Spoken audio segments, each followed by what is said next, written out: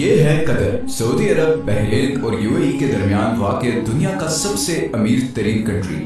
اتنا امیر کہ اس کی پر کیپٹا انکم ہے $1,28,000، جو کہ امریکہ، سنگاپور اور ایون پڑوسی عرب ممالک جیسے کہ UAE اور سعودی عرب وغیرہ سے بھی کہیں زیادہ ہے۔ بڑی بڑی بلڈنگز، شاپنگ مالز، مہنگی گاڑیاں، اسی لیے قطر کو مڈل ایسٹ کا ویگس بھی کہتے ہیں۔ لیکن قطر ہمیشہ سے ایسا نہیں تھا۔ چند سال پیچھے چلے جائیں تو قطر صرف ایک تپتا ہوا صحرا تھا جس میں غربت، بھوک اور بوریت کے علاوہ کچھ نہیں تھا۔ تو پھر یہ اتنی بڑی ٹرانسفارمیشن کیسے ہوئی؟ جو دیش سارے عرب کنٹریز میں سب سے غریب تھا، آج دنیا کا امیر ترین دیش کیسے بن گیا؟ اس کے پیچھے بہت ہی انٹرسٹنگ کہانی ہے، اور یہ کہانی باقی سارے عرب کنٹریز کی کہانی سے مختلف ہے۔ اس ویڈیو کے اینڈ تک آپ یہ بھی سمجھ چکے ہوں گے کہ کیوں سعودی عرب اور UAE قطر کو پسند نہیں کرتے، اور کیسے قطر آنے والے وقت میں بھی اپنے پڑوسی عرب دیشوں کے مقابلے میں زیادہ خوشحال اور محفوظ ہوگا۔ یہ کہانی شروع ہوتی ہے 1916 میں، جب قطر کے امیر عبداللہ الثانی نے برٹش کے ساتھ ایک ٹریٹی سائن کی، جس کے مطابق برٹن نے قطر کو کسی بھی زمینی یا سمندری حملے کی صورت میں ڈیفینڈ کرنا ہوگا، اور قطر بدلے میں اگلے 25 سال تک برٹش کالونی کا حصہ رہے گا، اور یہاں سے نکلنے والے ہر نیچرل ریسورس میں برٹن کا شیئر ہوگا۔ 1940 میں قطر میں سب سے پہلی آئل فیلڈ ڈسکور ہوئی۔ 1960 تک قطر میں تیل کی کھوج اور اسے زمین سے نکالنے کا کام عروج پر تھا، اور قطر کے حالات آہستہ آہستہ بدلنے شروع ہو چکے تھے، مگر ابھی بھی کوئی بہت زیادہ تبدیلی نہیں آئی تھی۔ لیکن پھر 1970 میں شیل آئل کمپنی نے اس کنٹری کا سب سے بڑا خزانہ دریافت کر لیا، نارتھ فیلڈ، دنیا کی سب سے بڑی نیچرل گیس فیلڈ۔ لیکن اس زمانے میں گیس کوئی بہت زیادہ پروفیٹیبل نہیں تھی، اور اس کی وجہ یہ تھی کہ گیس کو صرف پائپ لائنز کے ذریعے ہی کسی دوسری جگہ بھیجا جا سکتا تھا، اور قطر گیس استعمال کرنے والے دیشوں سے اتنا دور تھا کہ وہاں تک پائپ لائن پہنچانا تقریباً ناممکن تھا۔ اسی وجہ سے شیل کمپنی بھی یہ گیس فیلڈ ڈسکور کر کے بھول گئی، اور یہ ڈسکوری آفیشیل ڈاکومنٹس میں ہی دب گئی۔ 1971 میں قطر کو برٹن سے آزادی مل گئی، اور وہ ایک آزاد ملک بن گیا۔ آزادی ملنے کے باوجود اگلے 25 سالوں میں بھی قطر کے حالات کوئی خاص نہیں بدلے، اور پھر آیا 1995، جب کراؤن پرنس حماد بن خلیفہ الثانی نے بغاوت کر کے اپنے ہی باپ کی حکومت کا تختہ الٹ دیا اور قطر کا امیر بن گیا۔ نئے امیر کا ایک ہی فوکس تھا، اور وہ تھا گیس۔ حماد بن خلیفہ یہ جانتا تھا کہ قطر کی تقدیر صرف گیس ہی بدل سکتی ہے، اسی لیے اس نے ایک بہت ہی ریئر ٹیکنالوجی گیس لیکویفیکیشن میں انویسٹ کیا۔ لیکویفیکیشن ایک ایسی ٹیکنالوجی ہے جس میں گیس کو لیکوڈ فارم میں کنورٹ کیا جاتا ہے تاکہ اسے آئل کی طرح شپس میں دوسرے کنٹریز تک پہنچایا جا سکے۔ اس سارے پروسیس میں گیس کو -161 ڈگریز پہ ٹھنڈا رکھنا پڑتا ہے۔ اسی پروسیس پہ قطر نے ساری انویسٹمنٹ کر دی، اور آج وہ LNG کا سب سے بڑا ایکسپورٹر ہے۔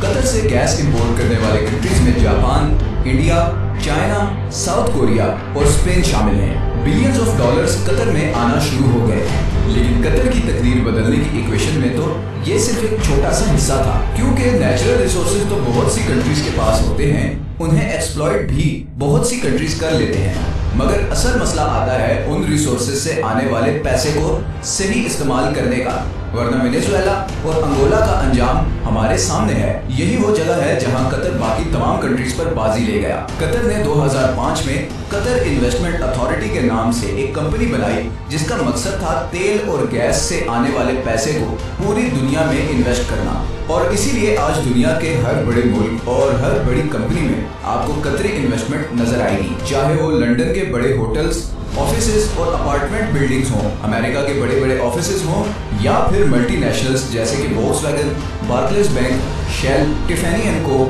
یا پھر روسنیٹ، رشیا کی سب سے بڑی آئل کمپنی۔ ان تمام کنٹریز اور کمپنیز میں قطر کی ہیوی انویسٹمنٹس ہیں، لیکن یہ بھی قطر کی ٹوٹل انویسٹمنٹس کا ایک چھوٹا سا حصہ ہے۔ اس کے علاوہ Qatar billions of dollars roads, airports, research centres اور فائنینشیل سینٹرز وغیرہ پہ لگا چکا ہے۔ ایون کہ ابھی فیفا ورلڈ کپ، جو کہ شاید دنیا میں اسپورٹس کا سب سے بڑا ایونٹ ہے، وہ بھی قطر میں ہی ہو رہا ہے، کیونکہ ایسے state of the art stadiums پورے عرب میں صرف قطر کے پاس ہیں۔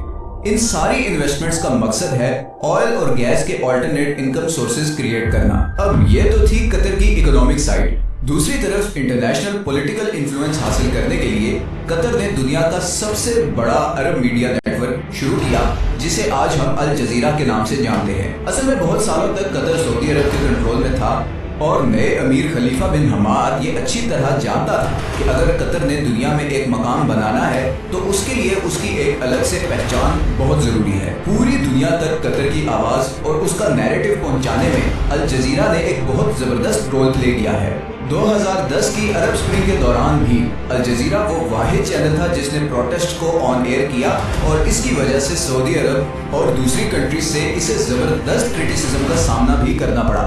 अल जजीरा का इन्फ्लुएंस इतना ज्यादा है कि 2017 में जब सब अरब कंट्रीज ने कतर का बायकॉट किया तो उसको खत्म करने के लिए जो सबसे पहली डिमांड रखी गई थी वो थी अल जजीरा को बैन करना।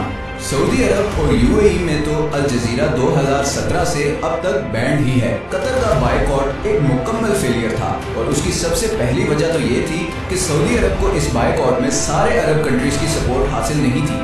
इवन कुवैत और ओमान भी इस बायकॉट का हिस्सा नहीं बने। दूसरा, कतर के ईरान और तुर्की से भी बहुत अच्छे ताल्लुकात हैं, जिसकी वजह से गो के सऊदी अरब और यूएई कतर से काफी नाराज हैं, मगर इंटरनेशनली सारे कंट्रीज कतर को एक न्यूट्रल स्टेट समझते हैं और इसीलिए पूरी दुनिया में सिवाय 6 कंट्रीज के किसी ने भी इस बायकॉट को सपोर्ट नहीं किया। कतर को गैस की वजह से एक और फ्यूचर एडवांटेज भी मिला है। ऑयल के बारे में तो बहुत से एक्सपर्ट्स कहते हैं कि 2030 नहीं तो मैक्सिमम 2040 तक वो इलेक्ट्रिसिटी से रिप्लेस हो जाएगा, मगर गैस के बारे में ऐसी कोई प्रिडिक्शन नहीं, बल्कि उल्टा गैस की डिमांड मुसलसल बढ़ती जा रही है। अभी रिसेंट रशिया यूक्रेन वॉर में रशिया की जानिब से गैस पाइपलाइन की ब्लॉकेज के बाद कतरी गैस की डिमांड 10 गुना बढ़ गई, क्योंकि अब यूरोपियन कंट्रीज भी गैस के लिए कतर से राब्ता कर रहे हैं और ये डील कतर को और अमीर बना देगी। 2022 में कतर की एनर्जी एक्सपोर्ट्स पहले ही $100 बिलियन क्रॉस कर चुकी हैं, तो कल को जब बाकी अरब कंट्रीज ऑयल रिप्लेस होने से परेशान होंगे, वही कतर को इस चेंज से कोई खास फर्क नहीं पड़ेगा।